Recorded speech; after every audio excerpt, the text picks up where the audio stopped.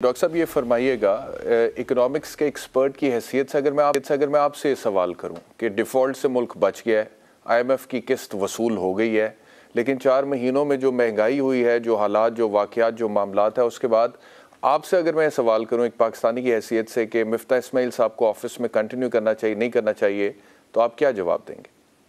पहले मैं यह कर दूं कि ये कहना बिल्कुल गलत है, कौम को गुमराह करना है कि पाकिस्तान डिफ़ॉल्ट की तरफ जा रहा था। ये बिल्कुल गलत बात है, कोई इम्कान नहीं था। मैंने जैसे आपको बताया कि जब IMF का प्रोग्राम नहीं भी था, हम मुश्किल में थे, रिजर्व्स गिर रहे थे, तो चाइना ने खामोशी से आपको $2.3 अरब दिए अभी। तो ये क्या सिग्नल था? तो ये तो इन्होंने दिवालिया और डिफ़ॉल्ट की बात इसलिए की थी कि आवाम के ऊपर जो 1000 अरब रुपए के टैक्सेस लगाए गए थे, पेट्रोल बिजली के दर बढ़ाए गए थे, रुपए की कदर को गिरने दिया गया था, इन सबको जवाब पैदा किया कि जी हमने दिवालिया होने से बचाया, उसकी ये कॉस्ट कौम दे दे। तो मैं तो इसकी तरदीद करना चाहता हूँ, कतई कोई इम्कान नहीं था। मैं रोज अव्वल से कह रहा हूँ, नंबर 1। नंबर 2, डॉक्टर साहब यानी कि अगर IMF की ये किस्त ना मिलती तो आप समझते हैं कि मुल्क डिफ़ॉल्ट ना होता? नहीं, ये 1 अरब 16 करोड़ डॉलर मिला। देखिए, पहली बात तो ये थी कि जब आपने तमाम शराइत पूरी कर दी और बार बार जब आपने, यानी अगर मैं आपसे कहूँ कि 20 जून में उन्होंने कहा था कि हमें पैसा मिल जाएगा, और उनके अल्फाज थे मिफ्ताह साहब के कि 1-2 रोज़ में प्रोग्राम बहाल हो जाएगा। वो प्रोग्राम बहाल हुआ है, जाके 29 तारीख को आपको किस्त मिली है। लेकिन ये भी मैं आपको बता दूं कि एक और गलत फैसला था कि जिस वक्त उन्होंने आर्मी चीफ से फ़ोन कराया, उस वक्त तक तमाम मामला तय हो चुके थे और 24 तारीख को मीटिंग होनी थी। अब उनके फ़ोन के बाद वो मीटिंग हुई 29 तारीख को, तो फिर ये तो फ़ोन क्यों कराया था आपने? कोई फ्री काम तो नहीं होता। सवाल ये है कि अगर आपने तमाम शराइत पूरी कर दी, ज़ालिमाना शराइत पूरी कर दी, कड़ी शराइत पूरी कर दी, तो वो तो कानूनन पाबंद थे कि वो हमें दें, इसलिए कि हमारा हक है, हम IMF के मेंबर हैं, हमारा कोटा है। Very interesting. सही। तो मैं तो कोई क्रेडिट देने के लिए तैयार नहीं हूँ। इसके जो तकलीफ दे असरात आपके सामने हैं कि मार्च में अफरात ज़र 12.4 था, अगस्त में 27.3% है। कोई मामूली बात नहीं है। 27.3% अफरात ज़र ऑफिशियली है। सवाल ये पैदा होता है कि इतना लंबा जो डिले किया आपने, ये किस खुशी में किया? और मैं अब भी कहता हूँ कि ये जो खेल हुआ है, ये एक न्यू ग्रेड गेम का अमेरिका का मकसद था। इसमें तहरीक इंसाफ का किरदार है, मुस्लिम लीग नून का किरदार है, और इन्होंने कुछ ऐसे फैसले किए जिनको मैं नाकाबिल फहम के साथ मिस्टीरियस कहूँगा, मिस्टीरियस फैसले हैं।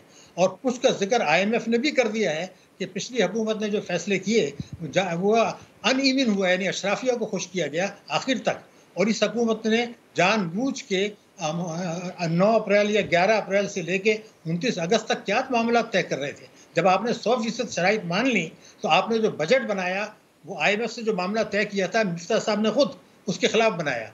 फिर उन्होंने कहा था जी कि IMF से मामला तय किया कि हम ताजरों पर टैक्स लगाएंगे, IMF ने मंजूरी दे दी, फिर आपने उसको विड्रॉ कर लिया, तो IMF ने कहा जी इसको ठीक करें। तो सारी ताखीर तो इसमें हुई है ना। तो उसका कमाल क्या है, मुझे आज तक समझ नहीं आता। कौन सा कमाल है? क्या दुनिया की तारीख में, पाकिस्तान की तारीख में कभी इतनी सख्त शराइत हुई हैं?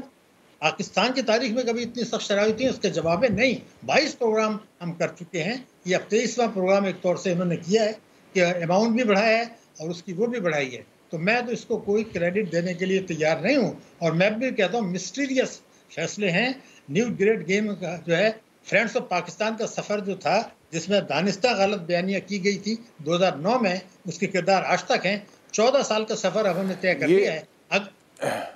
डॉक्टर साहब, ये जो न्यू ग्रेड गेम आप कह रहे हैं कि ये उसका हिस्सा था, इसको थोड़ा सा एक्सप्लेन करें हमारे व्यूअर्स के लिए। क्या न्यू ग्रेड गेम है जिसमें पाकिस्तान के हवाले से फैसले किए गए? देखिए, इस खत्ते में अमेरिका की जो हिकमत अमली है वो ये है कि पाकिस्तान की मईशत को कमज़ोर किया जाए, पाकिस्तान को गैर मुस्तहकम किया जाए, पाकिस्तान की हुकूमत और पाकिस्तान के अवाम में एतमाद का बुरान पैदा किया जाए, पाकिस्तान के अवाम और पाकिस्तान की अफवाज में एतमाद का बुरान पैदा किया जाए, पड़ोसी ममालिक से पाकिस्तान की ताल्लुकात को ख़राब रखा जाए, लेकिन पाकिस्तान की मईशत को एक हद से ज़्यादा गिरने ना दिया जाए, क्योंकि अफ़गानिस्तान में और ख़ुद भारत को कंट्रोल करने के लिए हम अमेरिका को और इस्तेमारी ताकतों को और यूरोपियन यूनियन को पाकिस्तान की ज़रूरत है। तो न्यू ग्रेड गेम वही है कि जो फ्रेंड्स ऑफ पाकिस्तान का मुआहदा था, जिसमें कि हमने दानिस्ता गलत बयानियाँ करके پاکستان کی تاریخ کا سب سے بڑا دھوکہ کیا تھا. تو میں نے اس وقت لکھا تھا کہ 14 سال تک اس کے 2021 تک اس کے اثرات رہیں گے. 2021 میں وہی ٹیم تھی پاکستان میں کابینہ میں جو کہ 2009 میں تھی, اور اس کے بعد یہ نیو گریڈ گیم کا یہ مقصد پورا ہو گیا. اب جو ہے ہمیں خود کہہ رہے ہیں شاہد خاقان عباسی کہ جناب اس میں تو 5 سال لگیں گے ابھی ٹھیک ہونے میں.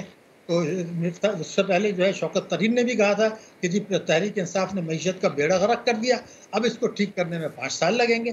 اب میں یہ کہہ رہا ہوں کہ جی آپ 2075 تک بھی, بالکل ذمہ داری سے کہہ رہا ہوں, اگر نہیں ہے تو میرے ساتھ بات کر لیں, ہم 2075 تک بھی اپنی فیکس آمدنی کو OECD ممالک کے پاس نہیں لے جا سکیں گے. یہ تو آپ نے تباہ برباد مکمل طور پر کیا ہے. کیا رہ گیا ہے مجھے بتا دیجئے. آپ نے جون 2023 تک اس کو ایکسٹینڈ کرا لیا جو ان کا دور ہے. اس دوران میں کوئی اسٹرکچرل اصلاحات آپ نہیں کر رہے. اس کا مطلب یہ ہے کہ جب تک آپ حکومت میں ہیں قسطیں ملتی رہیں گی, آپ کا ٹینیور ختم ہوگا, پروگرام IMF کا ختم ہوگا, اگلی حکومت آ کے پہلا بیان پچھلی حکومت معیشت کو تباہ برباد کر گئی, ہم قربانیاں دیں, ہم اس کو ٹھیک کرنے کے لیے تیار ہیں. ڈاکٹر صاحب جناب ڈاکٹر صاحب آپ نے کہا کہ جو حالات ہیں, جس طرح کی پالیسیز کو فالو کیا گیا ہے, 2075 تک بھی پاکستان کا پر کیپٹا انکم اس لیول پر نہیں جا سکتا جو ترقی یافتہ ممالک ہیں. بڑی مطلب کہ آپ کی ایک ظاہر ٹھیک ہے, لیکن ایک پاکستانی کی حیثیت سے میرا تو کنسرن یہ ہوگا نا کہ ایسا نہ ہو. آج ہم 2022 میں بیٹھے ہوئے ہیں, 2075 میں یعنی کہ ایک ٹائم ہے, مطلب کہ یہ جو آج کی نئی نسل ہے وہ بھی بوڑھی ہو رہی ہوگی اس ٹائم پہ, ٹھیک ہے. تو کوئی طریقہ ہے کہ اس کو ریورس گیئر لگایا جا سکے اور پاکستان جو ہے وہ اگلے چند سالوں میں کوئی بہتر معاشی حالات میں چلا جائے؟ بلا شبہ.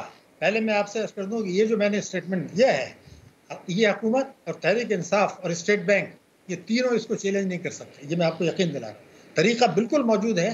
میں آپ کو مسلم لیگ نون کا جو منشور ہے, اور میں اس سے آگے جاؤں گا تحریک انصاف کا جو منشور ہے, وہ دونوں اس بات کو یقینی بناتے ہیں کہ یہ صورتحال سے بچا جا سکے. اس وقت میں آپ کو جملے 3 بتاؤں گا مسلم لیگ نون کے منشور کے. ہمیں اس بات کا احساس ہے کہ پاکستان کی معیشت کو, بیمار معیشت کو بحال کرنے کے لیے جن اقدامات کی ضرورت ہے اس کی پاکستان کے طاقتور طبقے مخالفت کریں گے. ہمیں ان سے ڈاکٹر صاحب 1 منٹ ہے میرے پاس, 1 منٹ میں پلیز وائنڈ اپ کرنا آپ نے. جی میں عرض کر دیتا ہوں. ایک یہ کہ ہر قسم کی آمدنی پہ ہم ٹیکس لگائیں گے, کوئی ایگزمپشن نہیں ہوگی, کوئی ٹیکس ایمنسٹی اسکیم نہیں ہوگی, اور ترسیلات کے لیے 111(4) نہیں ہوگا. برآمدات پر ہم انکریج کریں گے. جعلی جو ریمیٹنسز آ رہی ہیں, کوئی تب $105 ارب کی 4 برسوں میں آئی ہیں, یہ نہیں ہوگا. تو ہر قسم کی آمدنی پہ جب آپ ٹیکس لگائیں گے تو 4000 ارب روپیہ انکم ٹیکس کی مد میں آئے گا. اس پیسے سے آپ عوام کو جو ہے ترقی دیں,